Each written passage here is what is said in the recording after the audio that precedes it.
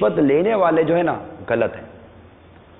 رشوت لینے کی کوئی جائز صورت نہیں ہے، یہ یاد رکھ لیجئے. رشوت لینا حرام، لینا دینا دونوں حرام ہے. وہ رشوت لینے والے کو اب لاکھ برا بھلا کہتے ہیں، مگر آپ بتائیے، میں عوام سے بات کر رہا ہوں، آپ بھی تو رشوت دینے کے لیے تیار ہیں.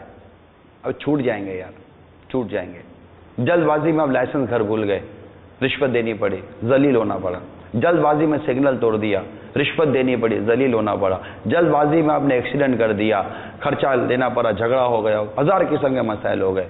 وقت بچانے کے لیے آپ نے جلد بازی کی، جلد بازی کے نتیجے میں یا تو گھنٹہ آدھا گھنٹہ لیٹ ہو گئے یا پھر مہینوں لیٹ ہو گئے کہ بستر پہ پڑے ہوئے. یہ سب جلد بازی کی وجہ سے. موٹر سائیکل والے جس طرح کا مطلب کہ وہ روڈ کے بیچ میں جو اپنے وہ کرتب دکھاتے رہتے ہیں نا، جیسے کہ یہی سب سے اچھی موٹر سائیکل چلانے والے ہیں. ارے بھائی، کو میدان میں نہیں چلا رہے ہو، روڈ کے بیچ میں چلا رہے ہو.